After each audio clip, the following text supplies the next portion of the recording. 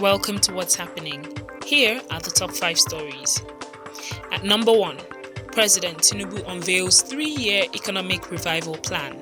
The Federal Executive Council has introduced a 3-year economic revival plan aimed at addressing the prevailing social and economic challenges in the country. During the inaugural cabinet meeting at the presidential villa in Abuja, President Bola Tinubu shared his vision for economic growth, prosperity, and poverty reduction. The president urged his cabinet members to work diligently towards accomplishing the initial phase of his administration's 8-point agenda within the next 3 years.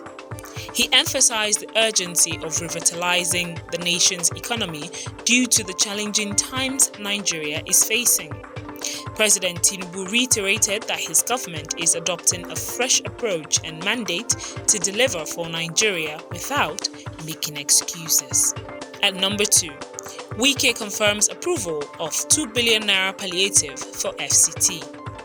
The Minister of the Federal Capital Territory FCT, Wike, says the FCTA is considering providing transportation and food supplies support to residents with the 5 billion naira palliative received from the federal government.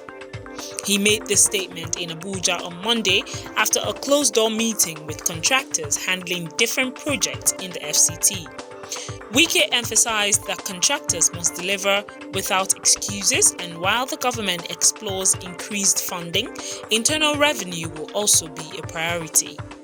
The minister added that efforts were ongoing to bring back urban mass transportation to be able to reduce the suffering of the masses in terms of transportation.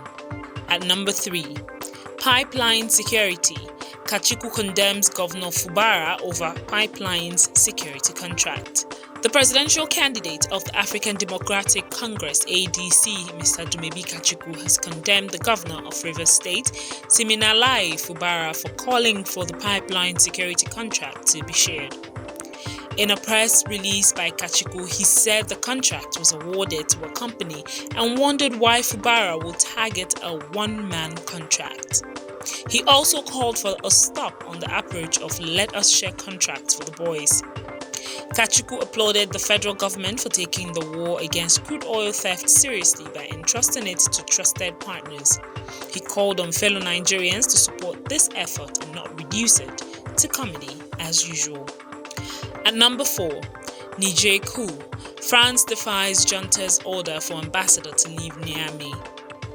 Despite an ultimatum from Niger's new army leaders, France's ambassador to the country, Sylvain It, remains steadfast in his position in the coup-stricken Sahel nation. In the midst of a diplomatic standoff, French President Emmanuel Macron made a resolute announcement during a significant foreign policy address to ambassadors in Paris. Macron disclosed that Ambassador Sylvain It was actively discharging his duties in Niger's capital, Niamey, in defiance of a 48-hour deadline issued by the country's new military junta last Friday. The situation underscores the intensifying unease between the two nations. Despite the junta's insistence that the French ambassador vacate his post, President Macron's statement affirms France's resolve to maintain its diplomatic presence amid the crisis. At number 5, excitement builds as the 2023-2024 NPFL season draws closer. The stage is set for the 2023-2024 Nigeria Premier Football League (NPFL) as anticipation builds for the upcoming season's fixture draw. The draw, scheduled for Tuesday, August 29th, comes hot on the heels of the annual general meeting of the NPFL board and its 20 member clubs. This marks the inaugural AGM under the leadership of Gbenga Elegbeleye, who took the reins as a substantive chairman of the NPL board. His tenure follows successful stewardship of the Interim Management Committee (IMC), which spearheaded transformative reforms within the domestic top league. Gbenga emphasized the league's promising start as live broadcast streaming of matches is already in motion. The full fixture draw set to take place at 5 p.m. at the Hotel Centralia in Jabi, Abuja. That's all for now. See you next time on What's Happening.